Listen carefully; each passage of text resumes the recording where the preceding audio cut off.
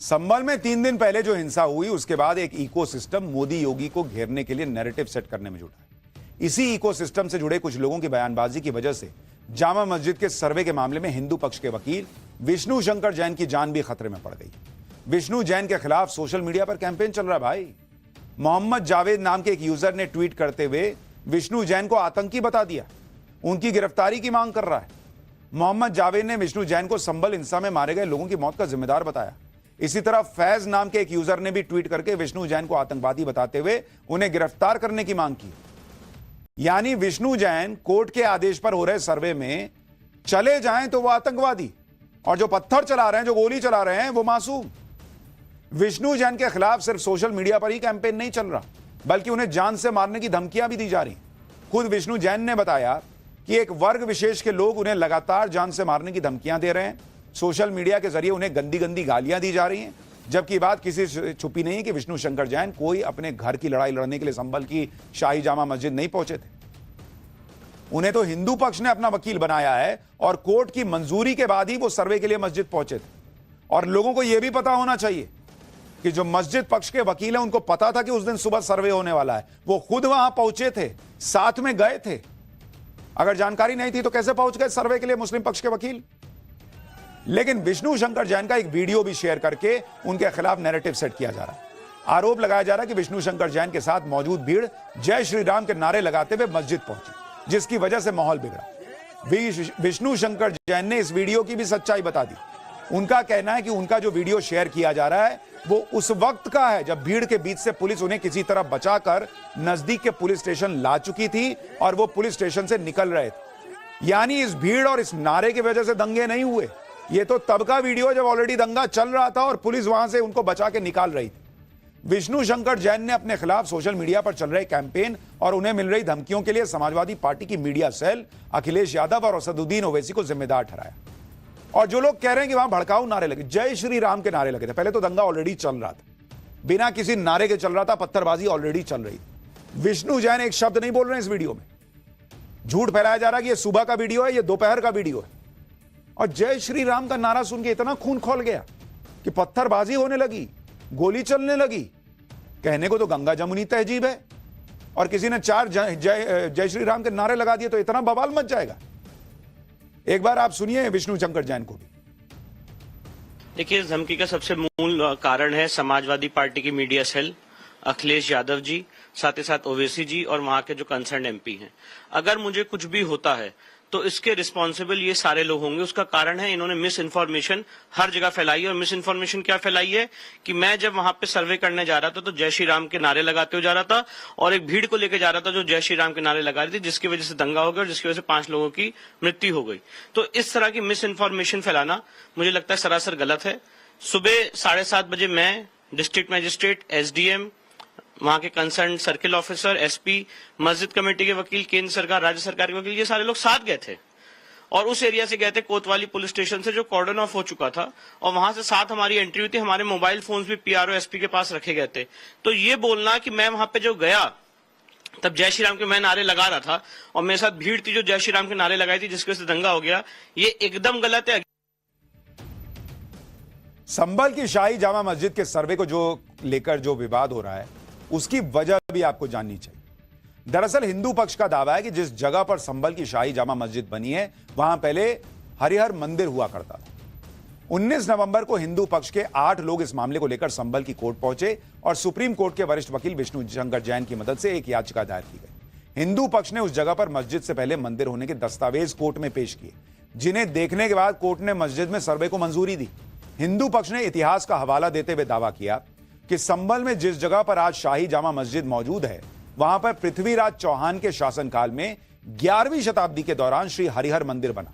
इस दौरान पृथ्वीराज चौहान ने संभल को अपने राज्य की दूसरी राजधानी का दर्जा भी दिया। ऐतिहासिक दस्तावेजों की दलील देते हुए हिंदू पक्ष ने दावा किया कि बाद में मुगल शासक बाबर के आदेश पर साल 1529 में श्री हरि मंदिर को तोड़वा दिया गया और मंदिर की जगह पर मस्जिद बनी। कोर्ट में हिंदू पक्ष के वकील विष्णु शंकर जैन ने उस दस्तावेज को सबूत बनाया है जो खुद मुगल शासक बाबर ने लिखा था। आप ये जानकर हैरान रह जाएंगे कि बाबर ने बाबरनामा में भी संभल की इस मस्जिद का जिक्र किया है। बाबर की आत्मकथा तुजुके बाबरी में पेज नंबर 687 पर बाबर के संभल जाने का जिक्र है। बाबर नामा में लिखा है कि बाबर जुलाई 1529 में संभल आया था और बाबर के आदेश पर उसके दरबारी मीर हिंदू बेग ने संभल के हिंदू मंदिर को जामा मस्जिद में बदल दिया। बाबर नामा में लिखा है कि मस्जिद के शिलालेख से मेल खाती हुई बातें, जिसमें मीर हिंदू बेग का नाम और 933 हिजरी वर्ष में मस्जिद के निर्माण की बात कही गई। यह वही वक्त है जब बाबर मुगल सल्तनत की स्थापना कर चुका था। तो बाबर तो खुद गवाही देके गया भाई, कम से कम बाबर की तो सुन लो। हिंदू पक्ष ने बाबरनामा के साथ ही बाबर के बेटे अकबर के शासनकाल में लिखे गए आईने अकबरी का भी जिक्र किया। आईने अकबरी में इसको लिखकर लिखा गया है कि संभल शहर में हरिमंडल नाम का एक मंदिर है जो एक ब्राह्मण का है, उसको उसके वंशजों में से 10वां अवतार इस स्थान पर प्रकट होगा।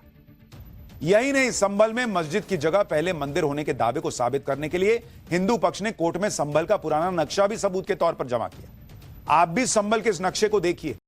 यह संभल का पुराना नक्शा है जिसमें दावा है कि शाही जामा मस्जिद की जगह श्री हरिहर मंदिर दिख रहा है। इस नक्शे में मंदिर के साथ 68 तीर्थ और 19 कूप भी दिखाई दे रहे हैं। नक्शे के ऊपर शक संवत 987 लिखा हुआ है। अगर इसे ईस्वी में बदलें तो इसमें 78 साल जोड़ने पड़ते हैं, यानी यह नक्शा 1065 ईस्वी का है, आज से करीब 1100 साल पहले का। जबकि मुस्लिम पक्ष दावा कर रहा है कि यहां तो शुरू से ही मस्जिद थी। इस नक्शे के अलावा सरकारी गैजेट में और क्या क्या है वो भी देखिए। इसमें लिखा है कि यह निर्विवाद है कि संभल बहुत पहले हिंदुओं के लिए एक पवित्र स्थल था। नगर के केंद्र में स्थित कोट पर विष्णु जी का एक प्रसिद्ध मंदिर था जिसे हरि मंदिर कहा जाता था। इसके निर्माण का श्रेय पृथ्वीराज, राजा जगत सिंह और राजा विक्रम सेन के पोते नाहर सिंह को दिया जाता है। यह मंदिर अब अस्तित्व में नहीं है और उसकी जगह एक बहुत ही शानदार मस्जिद ने ले ली है। यह सरकारी दस्तावेज में संभल में जिस जगह पर हरि मंदिर होने का दावा किया जा रहा है, उस मंदिर का हिंदुओं के लिए कितना धार्मिक महत्व है आप ये भी समझिए। यह मंदिर हिंदू धर्म ग्रंथों में पूजनीय है और इसकी भविष्यवाणी कल की अवतार से जुड़ी हुई है। मान्यता है कि इसी श्री हरिहर मंदिर में भगवान विष्णु का कल की अवतार होना है। विष्णु भगवान को समर्पित श्री हरिहर मंदिर कल की अवतार को ही समर्पित था। कई पौराणिक धर्म ग्रंथों में भी श्री हरिहर मंदिर का जिक्र मिलता है। यह मंदिर सैकड़ों सालों तक हिंदुओं के लिए धार्मिक महत्व का स्थान रहा है। श्री हरिहर मंदिर के बारे में माना जाता है कि इसका निर्माण सृष्टि के आरंभ में भगवान विश्वकर्मा ने किया था। शास्त्रों में इसे भगवान विष्णु और भगवान शिव की एकता का प्रतीक बताया गया। मान्यता के अनुसार कलयुग का अंत करने और सतयुग की शुरुआत करने के लिए कल्कि संभल में प्रकट हो। संभल का भी धर्मशास्त्रों में जिक्र है और अलग अलग युग में संभल के अलग अलग नाम रहे। संभल को सतयुग में संभलेश्वर, त्रेता युग में महादिगिरी, द्वापर युग में पिंगला और कलयुग में संभल बताया गया है। आप सोचिए, इतने सबूत कोर्ट को दिखाए गए तब जाकर यह सर्वे हो रहा और उस पर तमाशा हो रहा है। बॉस एक बात सोचिए, एक सवाल पूछता हूं, यह कौन सा सेक्युलरिज्म चल रहा है इस देश के अंदर कि एक वर्शिप एक्ट बनाकर हिंदुओं से तो कह दिया जाता है कि अब किसी मंदिर की बात मत करना, तुम जितना मिला लो और निकलो।